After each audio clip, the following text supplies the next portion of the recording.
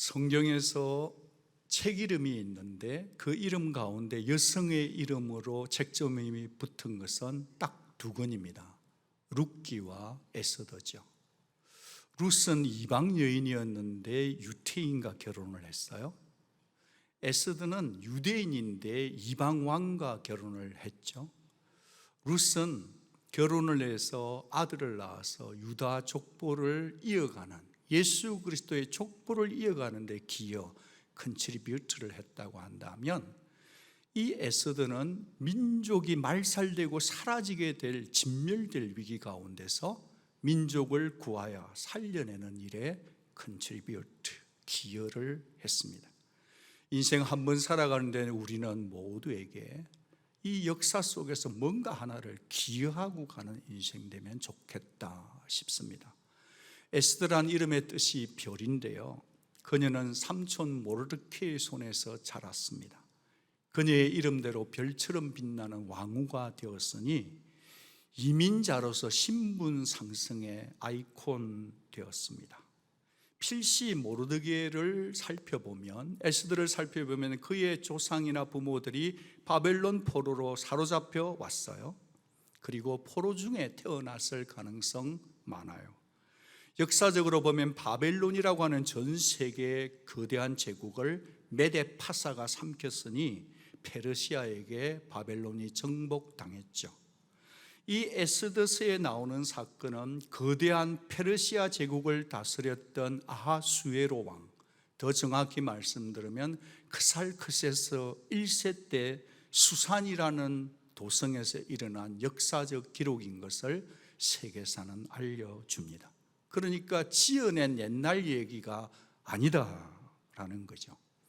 오늘 읽은 5장 사건은 에스더가 왕후가 된 이후에, 이방 여인으로서 페르시아의 왕후가 된 이후에 약 6, 7년이 지난 시점입니다.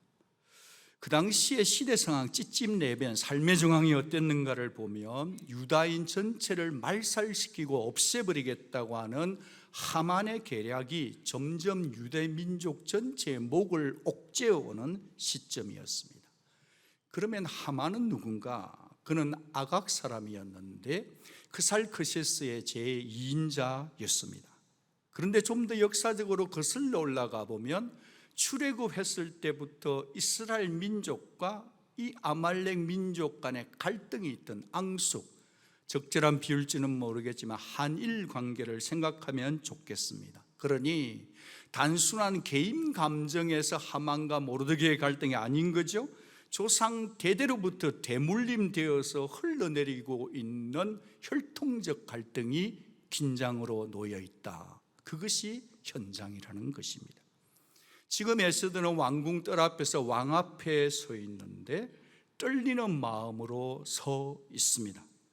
왜냐하면 왕의 부르심을 받지 않고는 누구든지 왕 앞에 나아갔다가는 목이 날아가는 내규가 있었기 때문입니다. 비록 그녀가 왕후일지라도 말입니다. 왜 이랬을까? 사소한 문제로 전 세계를 다스리는 왕을 귀찮게 하지 않기 위해서, 또는 그 당시에는 사람이 가까이 근접하여 독살하는 경우가 왕왕 있었으니 나라를 지키기 위한 동방왕실의 규례였겠죠.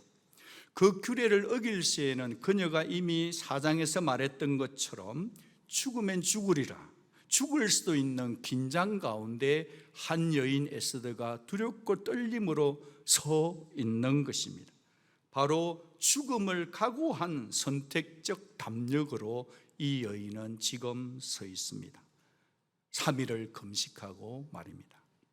그런데 30일 동안 왕이 한 번도 부르지 않은 상황 속에 왕의 관심, 남자의 마음에서 관심 받기였던 그녀를 쳐다보는 왕의 눈에 이 에스더가 심히 사랑스러워 보였던 것, 매우 사랑스러워 보였던 것은 왜일까요? 아무리 여성의 미모가 출중하다 할지라도 3일 동안 에스더는 물도 음식도 먹지 않은 상태입니다. 세상에 아무리 노래를 잘하는 성악가라도 3일 굶고 노래하면 소리가 반음 내려갑니다. 세상에 아무리 예쁜 미스 유니버스라도 3일 동안 물을 먹지 않으면 그 피부는 탱탱함을 포기하는 것이겠죠. 윤기 없고 푸석푸석 초췌했을 때인데, 그런데 왕이 에스더를 봤는데 마음에 콱 꽂혔다는 것입니다. 처음 왕으로 세울 때 간택할 때처럼 그 숱한 처녀들 중에서 유독 마음을 사로잡았던 그 감정이 솟구쳤다는 것입니다. 아니, 그 정도가 아니라 얼마나 아름다워 보였으면 3절에서 그냥 대놓고 왕이 얘기합니다. 그대의 소원이 무엇이요? 내 나라의 절반을 주겠다고 하고 있습니다. 왕의 마음이 에스더에게 완전히 꽂힌 것 아닙니까? 어떻게 이 일이 일어났을다고 여러분은 상상하십니까? 분명히 말이죠, 눈에 보이지는 않지만 모든 남자들의 마음을 쥐고 간섭하시고 주무르시는 하나님의 간섭이 있었다고 저는 너틀 웃으면서 결정하는데, 여러분은 어떠신지 모르겠어요. 정치 현장에 있는 사람들, 샌앤토니오 시장님만 되어도요 감각이 아주 좋습니다. 샌앤토니오에 제가 알기로는 16개의 디스트릭션이 있는데, 그 카운슬 멤버들이 시장에게 얘기하면 알아들을 말이 있고 거절할 말이 있겠죠. 그렇다고 한다면 전 세계를 통치했던 정치 현장의 왕의 감각이라고 한다면, 오면 안 되는 자리를 건너고 이 여인이 왕후가 위험을 감수하고 왔다면 왕은 곧바로 얘기했습니다. 그대의 소원이 무엇이요?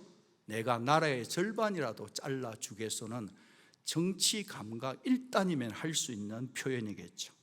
그런데 그 순간에 에스더는 그저 잔치가 준비되었으니 하만과 함께 와주기만을 요청하네요. 그래서 또 왔어요. 하만을 불러가지고 잔치 자리에서 흥이 많이 옳았는데, 다시 한번 6절을 보면 왕이 또 얘기를 해요. 에스더여, 참 그대여 너무 아름답소. 그대의 소원 말하시오. 내가 나라 절반이라도 잘라주는 것도 지나치지 않으니 말만 하시오. 하는데 에스더는 정작 이렇게 얘기하는 것입니다. 제가 원하는 것은 이것입니다. 내일 잔치 자리에 하만과 다시 한번 와 주십시오. 그때 제 소원, 그 말도 얼마나 예뻐요. 제 소청을 알려드리겠사와요. 제가 조금만 웅변을 잘하면 한 번 더 해보겠는데 분위기 깰까 봐서 넘어가겠습니다. 여러분, 이 상황 속에서 우리는 당연히 의구심이 생기지 않습니까? 왜 처음 소원을 물었을 때 곧바로 대답하지 않았을까요? 자신의 민족 유대 문제를 죽이겠다는 D-Day가 지금 성큼성큼 다가왔고, 마치 논문을 쓴다면 D-Day가 다가오는 것보다도 더 바짝바짝 타는 상황인데 말이죠. 왜 그랬을까요? 에스더는 지금 멀리 내다보고 있는 거예요. 통찰이 있는 거예요. 해안이 있는 거예요. 창이 있는 거죠. 에스더는 생각했을 것입니다. 만약 내가 그 자리에서 이 자리에서 입을 떼면 필시 왕은 자신이 신임하는 하각 2인자를 불러올 것이다. 하만 그는 간사한 자다. 관계를 놓아서 피해갈 것이다. 그렇다면 말이죠, 첫날 준 잔치 자리에만큼은 이때다 하고 말할 수 있지 않았겠습니까? 왜 굳이 또 하루를 미루나는 거죠. 저와 여러분이 같이, 제가 설교는 하지만 같이 한번 추정해 보기를 초대합니다. 왜 그랬을까요? 왕의 궁금증을 증폭시키기 위해서다. 그럴 수 있을 것 같아요. 아니면 하만 왕이 그 아름다운 여인과 함께 자신의 친밀감을 위해서 두 사람만 있고 싶은데 또 다른 하만을 끼우다니 왕의 남자의 질투심을 유발하기 위해서다. 뭐 일리가 있을 것도 같아요. 그런데 이럴 수도 있지 않았을까요? 에스더는 지금 자신의 팩트를 전달하기 위해서 자신의 정서적 상태를 통째로 전달하고 싶었던 것 아닐까요? 하루를 미루어야 될 만큼 어렵사리 말을 끊을 수밖에 없는 자신의 절절한 절박함의 전달되기를 원한 것 아닐까요? 어쨌든 에스더는 왕에게 내 말이 어떻게 들릴지 왕의 입장에서 고심한 것입니다. 내 말 입장에서 말한 게 아니라 듣는 사람의 왕의 입장에서 심각하게 고려했다는 것입니다. 고심한 거죠. 이 얘기가 진행되려고 하면 유다 민족을 이미 죽여도 좋다는 조서에 지금 왕의 도장이 찍혔단 말이에요. 자신의 국적을 밝혀야 된단 말이에요. 왕의 명령을 번복해야 되는 있을 수 없는 일을 강청해야 된단 말이에요. 여러분, 역사 속에서 이 크살크세스를 보면 되게 변덕이 심한 남자예요. 변덕이 심한데 오토리티와 파워까지 있으니까 참 살기 만만치 않았을 거예요. 1장을 보면 왕이 갑자기 기분이 업됐어요. 잔치자리인데 그 당시에 에스더 앞에 있던 왕도 되게 와스디도 예뻤어요. 그러니까 갑자기 다른 나라에서 사절단에게 얘기하는 거야. 우리 집 사람 진짜 예쁜데 한잔 하시죠. 그래서 와스디에게 와서 술 따르라니까 와스디가 못 갑니다. 그러니까 폐위시켜버려요. 이 남자가 감정이 업다운인데다가 파워까지 있으니 그의 나라의 제국은, 그의 심리의 제국은 안정상태가 아니었습니다. 이처럼 아하수에로 왕은 변덕심한데 적극적인 감정의 소유자인데 말이죠, 세상이 다 아는데 에스더가 그걸 몰랐을까요? 알았다는 거죠. 자칫하면 말 한마디, 토시 하나, 조사 하나 때문에 자칫하면 도리어 자기와 민족을 위기로 몰아갈 수 있고 화가 된다는 것을 알았던 에스더였습니다. 그러니 가장 좋은 타이밍에 가장 적절한 언어로 가장 예의를 담아 전해서 자신의 소청을 이루는 게 민족 위기와 같이 걸려 있었다는 거예요. 그래서 그녀는 신중한 것입니다. 신중함 속에서 빛나는 지혜가 비추어지는 거죠. 보석처럼. 어쨌든 지연된 그 하루는 결과적으로 어떤 일을 이루었는지 우리는 잘 알지 않습니까? 그 하루 지연된 시간 때문에 하만은 자기를 스스로 높이 매달게 되는 시간 하루였습니다.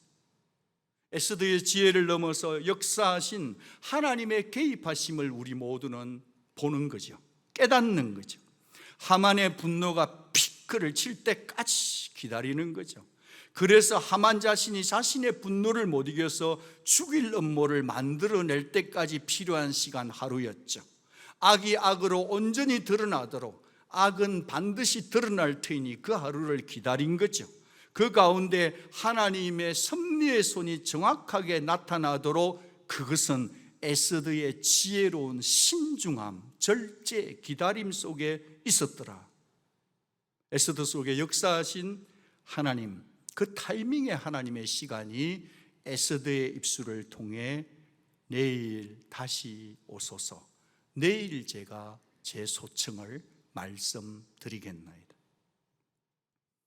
어느 큐티책에는 오늘 본문의 제목을 이렇게 정했더라고요. 대결, 지혜와 자만의 대결이라고 했는데 공감이 갔습니다.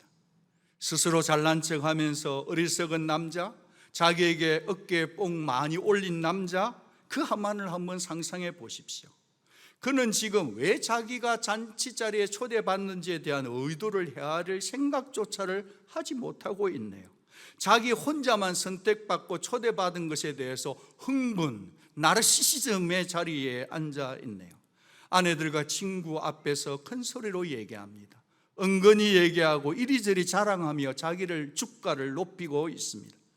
내 엄청난 재물, 내 많은 자녀들, 모든 이들보다 왕이 나를 높였다.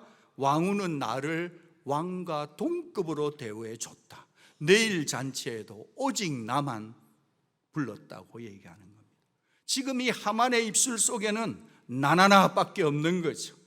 나만 쏟아내는 에고센트럴드의 사람인 거죠.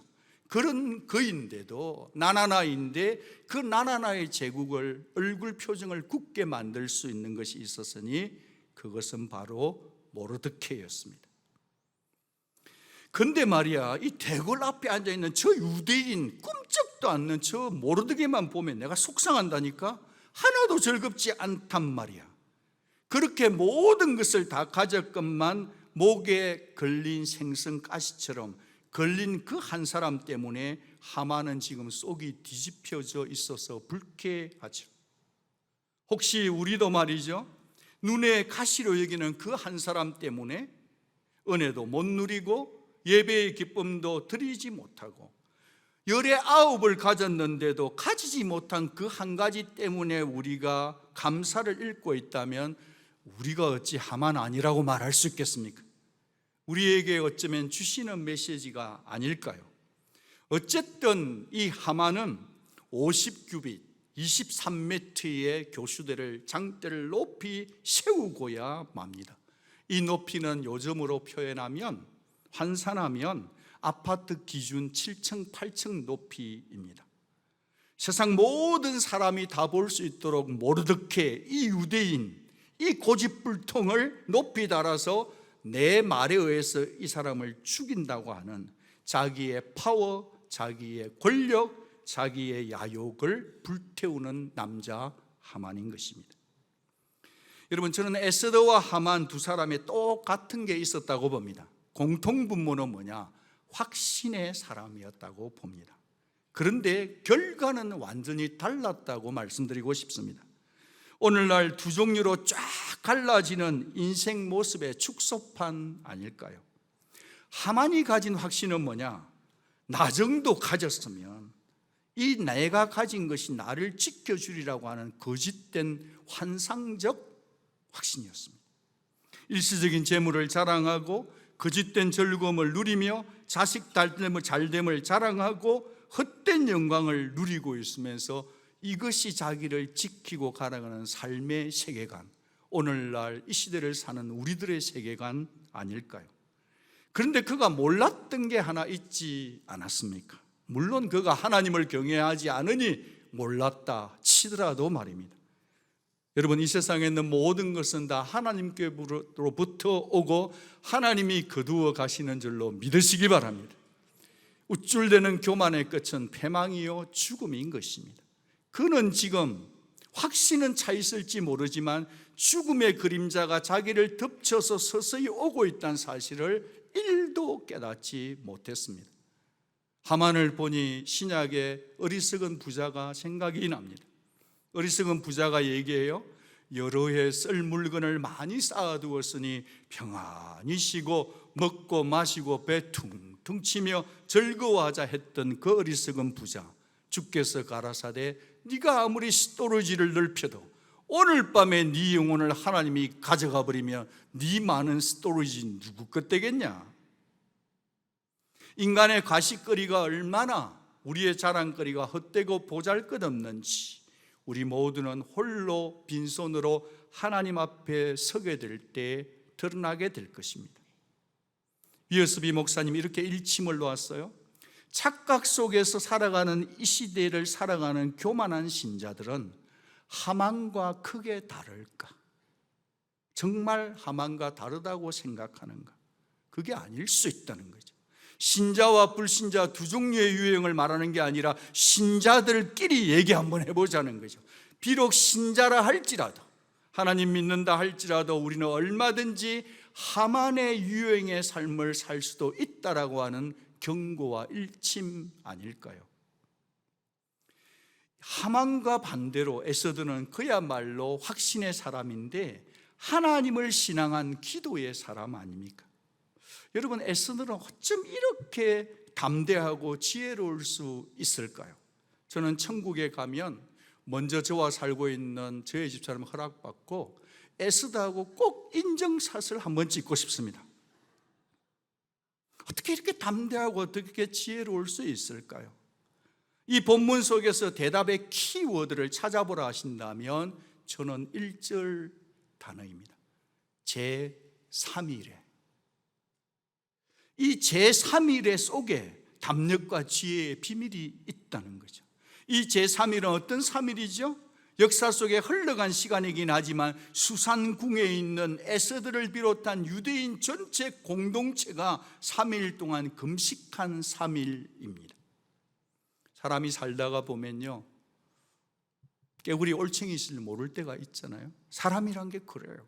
사실 한 6년 왕후가 되어 왕비가 되어 세상에 가장 좋은 것, 맛진 것, 멋진 것, 예쁜 것, 명품 다 누리고 살다가 보면 내 정체성을 잊어버리게 쉽게 되는 거예요. 에스더라고도 예외는 아니란 말이에요. 안락함에 익숙함에 타성에 젖을 수도 있지 않았을까요? 그런데 영적인 멘토 삼촌 모르드케가 다급히 보낸 기별을 한번 생각해 보세요. 여기서 볼 때 여기에 한 사람이 등장하는 사람이 있어요. 지금 모르드케가 왕궁 앞에서 금식하며 앉아 있는 거예요. 이 위기가 고조돼요. 그러니까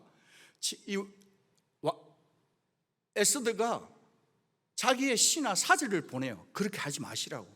그러니까 너 이제 삼촌이 얘기합니다. 에스더에게 너 금식해야 돼. 지금 왕에게 나아가서 우리 민족의 입장을 밝혀. 30일 동안 부르지 않는데 어떻게 제가 갑니까? 그래? 그 속에서 지금 하면서 왔다 갔다 하는 전령의 일인데 그 사람의 이름이 하닥하닥 하는 하닥입니다. 파닥파닥하며 달렸는지 모르겠어요. 일종의 줌 미팅을 하는 거예요. 나갈 수가 없으니까. 그 사이에 얘기들이 팍팍팍팍 왔다 갔다 하는데 여러분 나중에 시간 되시거든요. 샌드위치 식사하시면서 한번 읽어보십시오. 그러면서 마지막 이 하닥을 통해 주신 모르드게의 메시지가 이겁니다. 같이 한번 읽겠습니다. 시작. 너는 왕궁에 있으니 모든 유다인 중에 홀로 목숨을 건지리라 생각지 말라. 이때 네가 만일 잠잠하여 말이 없으면 우리 유다인은 다른 데로 말미암아 노임과 구원을 얻으려니와 너와 내 아비의 집은 멸망하리라. 네가 왕후의 자리를 얻는 것은 이때를 위함이 아닌지 누가 알겠느냐. 신앙 공동체를 위해서 죽으라는 겁니다. 민족 공동체를 위해서 네가 죽으라는 겁니다. 하나님 은혜와 은사 주신 왕후의 직분을 걸고 지금 왕후의 직분을 준 것이 이때를 위함이 아니야. 네가 만약에 하지 않고 침묵한다면 너만 살 거라 생각하면 오해다. 하나님은 우리 유대 민족을 약속하신 대로 다른 사람 통해서도 얼마든지 살려내겠지만 네가 침묵하면 네 집안은 망할 거다. 네가 지금 왕후가 된 것은 이때를 위함이 아니겠는가. 사랑하는 여러분, 저는 이 시간에 저와 여러분에게 묻고 싶은 게 있습니다. 여러분 최근에 여러분의 삶을 생각하시면서 집사님 그렇게 살면 안 돼요. 하나님 앞에 뜻을 정하고 돈도 좋고 직장도 좋고 승진도 좋고 바쁜 일도 좋고 다 좋지만은 스스리 시퍼런 칼날로 말이죠. 지금 이만큼 복을 받았으면 이제 하나님 나라를 위해 교회를 위해 언약 공동체를 위해 당신이 지금 터치다운 해야 될 때 아닙니까? 하나님의 영광을 위해서 희생하며 사십시오. 오늘이 가장 건강하니 주를 위해 사십시오라고 서슬 시퍼렇게 모르드케 칼날처럼 여러분 마음에 불편함을 만든 그 영적인 멘토가 있습니까? 누굽니까? 언제 마지막 그 소리를 들었습니까? 이 소리를 듣는 자가 복 있는 자인 줄 믿습니다. 아무도 아멘하지 않아도 저는 믿습니다. 저는 믿습니다. 우리는 믿어야 되는 겁니다. 제임스 초이 성도님, 제 목소리보다 크게 동의하면 아멘 아멘 해줘요. 믿습니까? 좀 약해요. 한 번 더 하겠습니까? 믿습니까? 아멘! 성도 주변에는 누가 복 있는 자냐 하면 내 그렇게 살면 안 된다, 죽는다라고 얘기해 줄 수 있는 사람이 필요한 거예요. 그 사람 없으면 가장 불쌍한 자예요. 그 모르드케의 결연, 금식, 그 멘토링 때문에 에스더가 순종해서 기도를 시작한 것 아닙니까? 마시는 것도 끊고 기도한다는 것은 목숨 걸고 기도한다는 거 아닙니까? 여러분 금식할 때 금식한다는 그 자체에만 무게를 두면 안 되겠죠? 굶는 게 목적이 아니라 금식 기도는 창자를 비우고 내 간절한 마음을 하나님께 쏟아붓는 거 아닙니까? 지금 우리 교회가 40일 연쇄 금식 기도를 하고 있습니다. 하나님 앞에 뜻을 정해야 합니다. 기도하지 않으면 사탄의 밥입니다. 기도하지 않으면 음란과 정욕에 빠집니다. 기도하지 않으면 사랑할 수 없어요. 기도하지 않으면 용서가 안 돼요. 여러분이 기도하지 않으면 여러분 자녀들에게 아무리 좋은 대학 보낼 플랜이 있어도 그거 이루어지지 않아요. 여러분, 여러분의 자녀들을 위해서 기도해야 되고, 금식하며 뜻을 정하고, 여러분 금식하십시오 한 끼씩 뱃살 빠집니다. 지금은 기도할 때예요. 그렇게 넉넉고 여유롭게 살 때가 아닌 거 아닐까요? 온 성도님들이 하나님을 향해 뜻을 정하고 마음을 다하고 힘을 다해 수요일 밤에, 목요일 밤에, 금요일 밤에, 토요일 날 지금은 기도해야 사는 시대인 줄로 믿습니다. 오직 하나님만 의지하고 우리의 시선을 주께로 고정하고 말이죠, 오직 하나님께 미치면서 말이죠, 토요일 밤 늦게까지 교제하는데 주일날 예배는 안 오고 그러면 꽝이에요 인생. 혹시 어젯밤에 토요일 교제하신 분들은 넓은 마음으로 이해해 주시기 바랍니다. 하나님 앞에 나와야 합니다. 예배가 살아야 됩니다. 여러분, 우리가요 에스더처럼 죽으면 죽으리라 입술로 고백했다면 몸으로 실행했던 에스더처럼 우리 각자가 죽어야 할 것을 찾아야 되는, 예배 시간은 뭐 하는 곳이냐면 내가 이 말씀 듣고 내가 속이 푹푹 썩어도 내가 죽어야 될 일이 뭔지를 적용해야 은혜가 되는 줄로 믿습니다. 죽을 준비를 안 하고 말씀 들으면 하나도 여러분 마음에 들어가지가 않아요. 내가 지금 죽을 일이 뭔지를 찾는 것은 여러분의 몫이에요. 저도 설교는 하고 있지만 저를 죽일 거를 찾기 생각하며 선하고 있는 거거든요.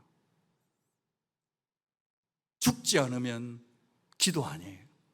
죽어야, 결단해야 열매가 나타나는 거죠. 여러분, 에스더는 기도하면서 얼마나 여러 상황의 시뮬레이션을 그려봤을까요? 그녀의 기도 속에서 하나님이 주실 수 있는 음성을 들은 거 아닐까요? 내 너와 함께하리라, 너를 도와주리라. 그녀는 구원을 베푸실 하나님께 자신의 온 길을 열고 하나님의 뜻에 집중한 줄로 믿습니다. 새겨야 할 진술이 있어요. 하나님은 우리 필요에 응답하는 분이 아니라 믿음에 응답하는 분이세요. 그녀는 이 하나님을 믿음으로 확신했기 때문에 불안과 초조와 조바심을 뛰어넘을 수 있는 여유, 담대함, 담력, 지혜를 가지고 설 수 있었다는 거예요. 여러분, 기도 한 자만이 가질 수 있는 신앙적 여유 아니겠습니까? 여러분, 이 에스더는 벌써 응답을 받았어요. 받고 간 거예요. 목사님, 그런 증거가 어디 있어요? 한번 보여드리고 싶어요. 한번 보시겠어요? 4절을 같이 한번 읽겠습니다. 제가 먼저 3절 읽을게요. 왕이 이르되 왕후 에스더여, 그대의 소원이 무엇이며 요구가 무엇이냐? 나라의 절반이라도 그대에게 주겠노라 하니, 같이 읽어요. 에스더가 이르되 오늘 내가 왕을 위하여 잔치를 베풀어 사오니 왕이 좋게 여기시거든 하만과 함께 오소서 하니. 여러분, 왕이 금오를 내어 밀면 잔치상을 준비한 걸까요? 아니면 이미 왕이 금오를 내어 밀 줄 알고 잔치상을 예비해 놓고 나갔을까요? 내가 잔치를 베풀어 싸우니, 이미 에스더는 가면서 왕이 올 잔치상을 준비해 놓고 갔다는 거예요. 성도가 하나님 앞에 기도할 때는요, 기도 응답 될지도 안 될지도 몰라서 사는 건 기도 아니에요. 들어가면서 이미 잔치상을 준비해 놓고 가는 거예요. 이스라엘 백성들에게 말했습니다. 하나님이 광야에서 식탁을 예비하시겠는가? 이제 anything hard to God.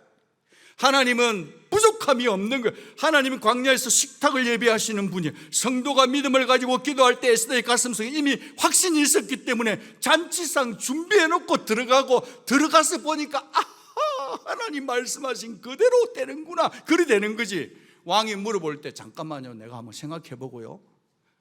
그 기도 아닌 거예요. 우리 믿어 하나님 앞에 영광 드리겠습니다. 아멘.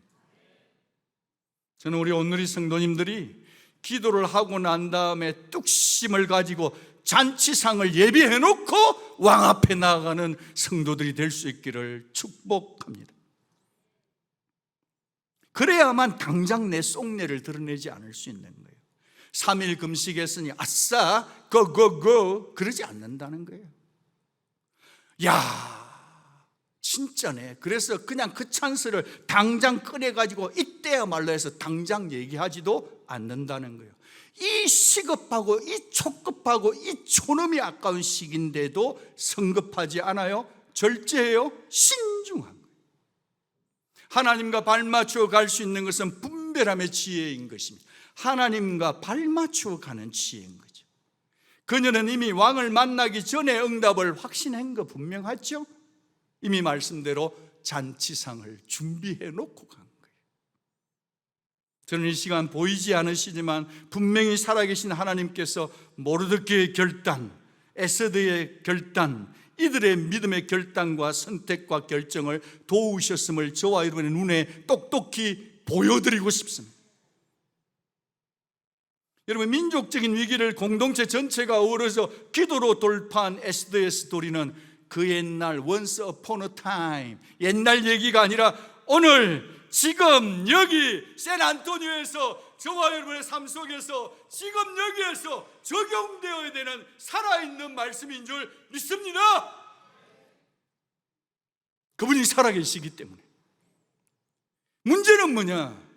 가장 심각한 문제는 뭐냐? 응답하지 않는 하나님에게 문제가 있는 게 아니라 문제가 있는 대로 기도를 안 해. 기도를. 우린 여전히 기도를 잘 안 해요. 아니, 수도 없이 기도하면서도 확신 있는 기도가 아니라 막연한 기대감을 가지고 있는 기도 아닐까? 기도의 그 어떤 파워를 얘기한다면 하나님 보좌 앞으로 올라가려고 하다가 중간에 떨어져 버리는 에드블룸 같은 기도들이 얼마나 우리 가운데 많이 있을까요? 하나님께서 이 기도를 들어주면 뭐 좋겠지, 이런 모호한 태도, 그거는 기도 아니라고 생각합니다. 하나님이 내 기도 들어주실까? 하나님의 존재를 의심쩍어하며 의심의 영에 사로잡히지 마십시오. 하나님께서 듣고 계신 것을 믿으십시오. 하나님이 여러분 기도를 주목하는 것을, 응답하시는 것을 믿어야만 기도할 수 있는 거죠. 사랑하는 여러분, 우리 하나님은 아하수에로 왕같이 높은 보좌에 있으면서 어깨에 힘주고 자기를 만날 수 없도록 밀어내는 그런 하나님 아니잖아요. 만나려고 하면 목숨을 걸고 허락받아야 되는 그런 근엄하고 부담스러운 왕이 아니단 말이죠. 에스더가 왕이 내미는 금휴를 만지지 않으면, 금호를 만지지 않으면 왕을 아련할 수 없죠. 그런데 이 에스더가 그것을 만질 수 있었다고 한다면, 우리에게는 말이죠, 십자가에서 대신 죽어주신 예수 그리스도께서 활짝 열어놓은 기도의 패스워드가 있고 기도의 모든 열린 길이 있다는 것을 아십니까? 십자가로 피로 적셔진 가난한 심정이면 족한 것은 주께서 하나님께 나아갈 수 있는 길을, 그 무엇이든 말해도 되는 길을 열어놓아 주신 줄을 믿습니다. 같이 한번 큰 소리를 읽겠습니다. 시작. 그러므로 형제들아, 우리가 예수의 피를 힘입어 성소에 들어갈 담력을 얻었나니 그 길은 우리를 위하여 휘장 가운데로 열어놓으신 새로운 산길이요 휘장은 곧 그의 육체니라. 아멘. 지금 히브리 기자가 담력을 얘기하네요. 담대함을 언급하고 있잖아요. 어디서 성도는 영적 자신감을 얻을 수 있느냐? 어디죠? 여러분, every wonderful and perfect gift is coming down from the throne of grace. 모든 필요한 은혜, 은사, 능력, 지혜, 자식 잘됨, 신분 문제, 모든 것은 하나님의 은혜의 보좌로부터 내려오는 줄로 믿습니다. 지금도 오고 있어요, 여러분. 하나님의 보좌보다 더 좋은 곳은 이 지구촌에 아무것도 없어요. 하나님께만 가면 하나님이 주십니다. 주 예수 때문에, 주 예수의 죽으심 때문에 이미 열어놓은 그 보좌 앞에 담대히 나아갈 우리에게 주어진 특권, 우리에게 주어진 담력, 우리에게 주어진 자유, 우리에게 주어진 여유, 우리에게 주어진 이 말할 수 없는 신비, 이미 우리 모두는 주신 줄로, 받은 줄로, 가진 줄로 믿습니다. 갈보리에서 피 흘리신 그 은혜로 우리는 언제 어디서든지 왕 되신 하나님께 담대히 나아갈 수 있습니다. 기도의 문이 활짝 열려 있습니다. 저는 오늘 이 말씀을 의지해서 저와 여러분에게 도전하고 또 저와 여러분을 말씀으로 적용해 보고 싶습니다. 혹시 여러분 중에 너무 좌절된 분 계세요? 기다리는 것마다 어떻게 하면 그렇게 안 되죠? 그러나 여러분, 상황을 열어가시는 하나님을 믿으시기 바랍니다. 바다에 길을 내시는 하나님을 믿으시기 바랍니다. 하나님께 기도하는 자는 내 타이밍이 아니라 하나님의 온 타임이 있음을 믿으시기 바랍니다. 기대해도 되는 줄로 믿으시기 바랍니다. 영적 힘 얻을 것입니다. 혹시 여러분 중에 답답한 현실과 불안한 미래 때문에 조급하기도 하고 자꾸 위축되는 분이 계십니까? 하나님께 여러분의 시선을 고정하십시오. 기도의 무릎을 팍 꿇으십시오. 하나님이 영적인 용기와 담력을 주실 것입니다. 셋째로, 이상하게 내가 말하면 말이 얽혀. 부부 사이에도 분명히 말을 잘했는데 서로 싸워. 말하는 지혜도 부족하고 남이 말하는데 내 딴에는 잘 알아들은 것 같은데 엉뚱하게 알아들어. 상황 판단이 잘 안 돼. 제법 내가 똑똑한데 말을 하면 이게 얽혀요. 지혜의 한계를 느끼고 계시는 분 계십니까? 하나님께 기도하시기 바랍니다. 야고보 사도가 말하기를 모든 사람에게 후히 주시고 꾸짖지 아니하시는 하나님께 구하라 하셨습니다. 그런데 조건이 있어요. 구하면 주시지만 구하지 않으면 무엇이든지 주께 받기를 얻기를 생각지도 말라. 국물도 없다네요. 단서가 달려 있어요. 믿음으로 구하지 않으면 삶은 빡빡합니다. 지혜는 언제나 모자랍니다. 내일 일 염려하지 말고 오늘 살아갈 지혜를 하나님께 구하며 달려갈 수 있기를 바랍니다. 하나님은 여러분의 기도를 들으시고 여러분에게 응답하시고 담력과 지혜를 주십니다. 저는 지금 여러분 앞에 어떤 인생 문제가 버티고 있는지, 속이 바짝바짝 타들어가는지, 힘들고 뛰쳐나가고 싶은 상황이 있는지 없는지, 아니면 무덤덤한지 잘 모릅니다. 그러나 여러분, 말씀을 받았으니 오직 하나님만을 확신하며 기도할 때 돌파구를 열어주시는 하나님의 손길을 믿으시기 바랍니다.